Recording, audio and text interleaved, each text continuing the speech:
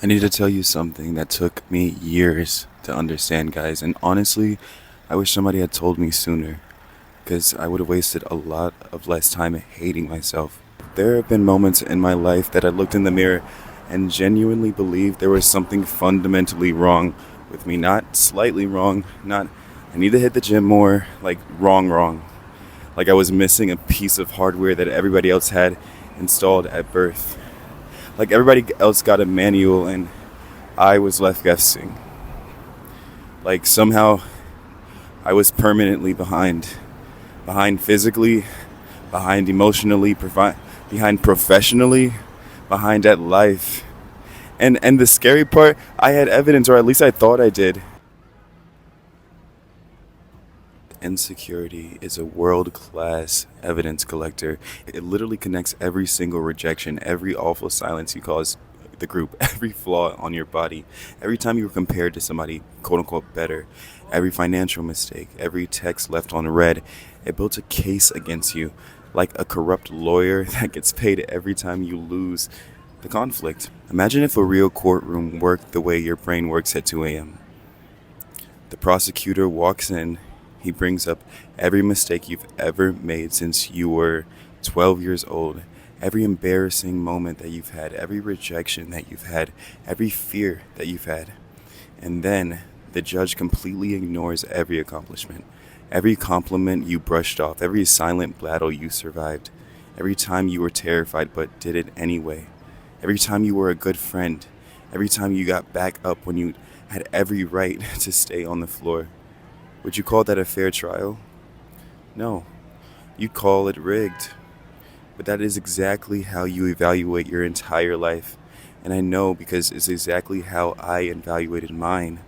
Insecurity never presents all the evidence, it only presents the evidence that supports a guilty verdict.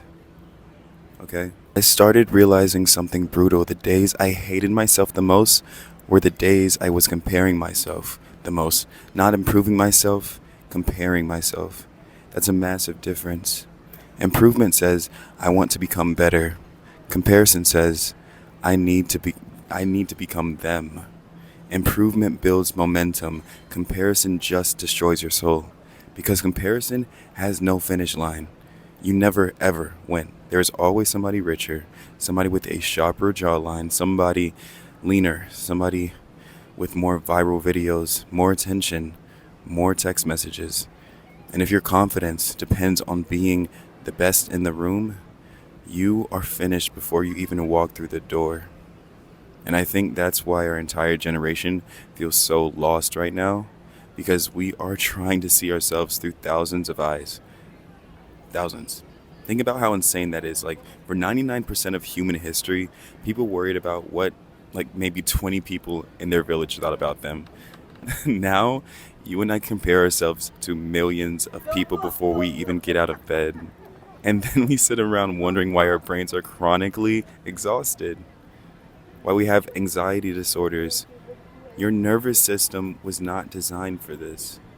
It was designed for reality, not a constant, infinite 24/7 performance review.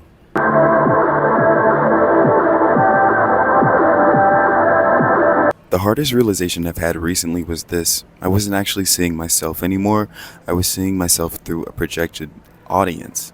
I wasn't asking, am I happy? I was asking, do I look successful to them? I wasn't asking, do I feel healthy? I was asking, do I look attractive to them? I wasn't asking, what do I want? I was asking, what will get me the most approval? And that is a miserable, hollow way to live. And the internet solution to this is garbage. The internet tells you to just love yourself, right? Just look in the mirror and say 5 affirmations. Just love your flaws. And okay, let me be real with you guys. I don't think confidence comes from loving yourself. It just doesn't. Self love is exhausting. It's a fake standard. Some days I look in the mirror and I don't love what I see. Some days I feel broke, confused, and terrified of the future. And I'm not going to fake love for that feeling. Confidence is saying, I feel like garbage today, but I will not abandon myself because of it. at all. The strongest people I have met in my life weren't the people with the biggest egos. They weren't the loudest in the room. They weren't the people who never doubted themselves. They were the people that stayed on their own side, even when they failed, even when a girl rejected them, even when they went bankrupt, even when they were humiliated publicly, they remained loyal to themselves. Most people, maybe you even watching this, are only loyal to themselves when things are going perfectly, when the money is good, when the gym pump is right, when people are clapping for you. That's not loyalty. That's convenience. What do you do when you mess up?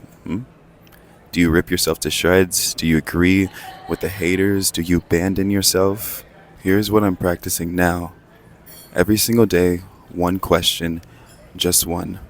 When I make a decision, when I walk into a room and feel small, when I feel like I'm falling behind everyone else my age, I ask myself, am I abandoning myself right now?